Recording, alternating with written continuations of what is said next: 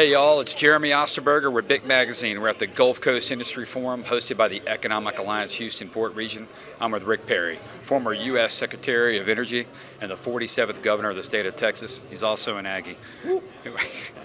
Go Tigers. I got to throw it in there, Rick. Come on, I can't let that go. Hey, that's what competition's all about, That's man. fantastic. We played LSU the first game. Every year while I was down there, we always played over in Tiger Stadium. It was an absolute treat to get to be over there. Now, they treated us pretty rough most of the time. I think we won 1 out of 4, but I'll take that. Hey, look, we got some great food. Just walk in any tailgate, tell them I want to try what you got, and you make some friends. That's how I go. Fabulous place to go. Well, I haven't been to Kyle Field yet, so I got to put that on the bucket get list. ready. That's a bucket list. So, Governor, you talked about a lot up there on the stage, but from your perspective, what should be America's approach to energy policy in light of what we've seen in Europe in the past year? Well, all of the above. I mean, I've said that from the get-go. I helped recruit the wind energy business into the state of Texas back in the early 2000s, but we all know that wind and solar are limited. And they're fine to have as part of your portfolio, but you got to have a base load. The base load is always going to be fossil fuels and nuclear, and so we shouldn't be afraid to go put those into our mix. And fossil fuels are going to be at the core of our energy production from now on, in my opinion. I don't think you're going to see. Well, I say from now on, for the foreseeable future. I mean, for the next 20 to 30 years, fossil fuels are going to play an incredibly important role to develop the wealth that in turn develops the innovation. And you care about the climate, you care about those kind of things, and certainly we should. Fossil fuels and their wealth and their innovation that comes from that is going to be a part of flourishing of citizens around the world. That's right. And so, Governor Perry, you said 2 things made America America. You said capitalism and fossil fuels. Yeah, well, it didn't just make America America. I think it's really at the core of what's going to allow the citizens of the world to flourish is capitalism and fossil fuels. Governor, you said that the loudest often get heard in politics and media. How is that affecting U.S. energy policy now, and what do you think is going to be the fallout in the future? Yeah. Things always, when things are going well, you kind of like, I'm not going to get out there and, make a too big a scene here. Most of us are just as soon be left alone, take care of our families, going about our business. And you got, the loud megaphones on both sides screaming at the folks in the middle. The point there is we've allowed folks with megaphones to drive energy policy, and they're driving energy policy in the wrong direction, in my opinion. Fossil fuels bad is not good policy. I happen to think that you need to have people who recognize that it's going to be in all of the above. There's nothing inherently wrong with wind and solar, but they've got their limitations, and they're always going to have their limitations.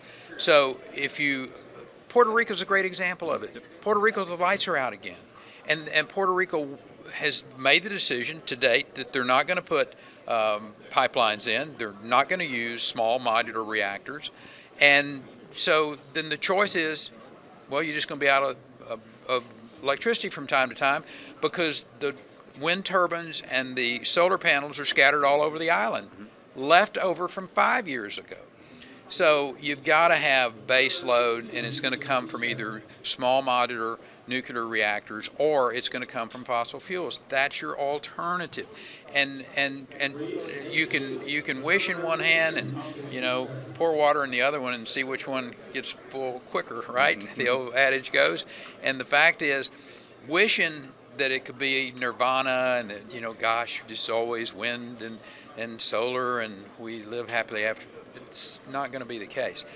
Fossil fuels, and I might add, during that period of time that we were transitioning away from older inefficient plants and we had natural gas plants, we were lowering our emissions by like 26% more than in any other developed area in the world. So sometimes standing up and saying, I was wrong, is not necessarily a bad thing. And I would suggest all of those who are out there professing, fossil fuels are bad and we're going to get rid of them, and Europe is going to pay a huge price this winter with that mentality.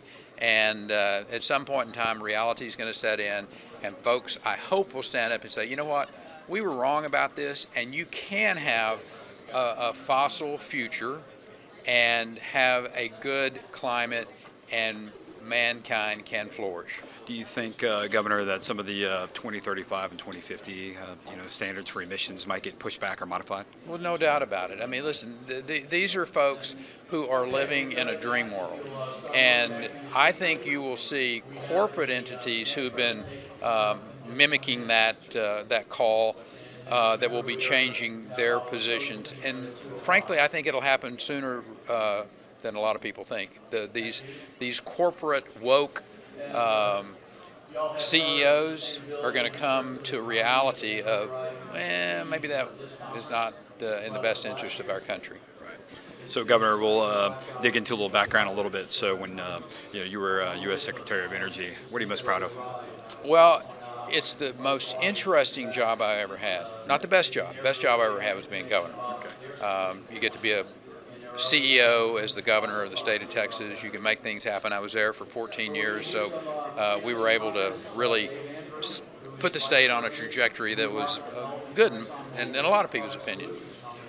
The Department of Energy is incredibly interesting.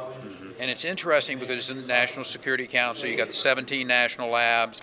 And I think that's what I'm most proud of, is that we were able to really focus Washington's decision makers on our national labs. We were able to increase the funding substantially out of that. That funding in turn saw an increase in our ability to compete with the supercomputers. We became the #1 supercomputing country in the world again on our watch.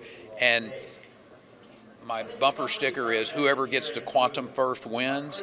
That ability to get to quantum computing, and America is leading that, and hopefully will continue to. It's what I'm most proud of. Well, Governor Perry, we're out of town. I got to let you go, but I appreciate your time today. You're welcome. Thank you so much. Had a good time. Good on you, Jeremy. Thank you. See you soon.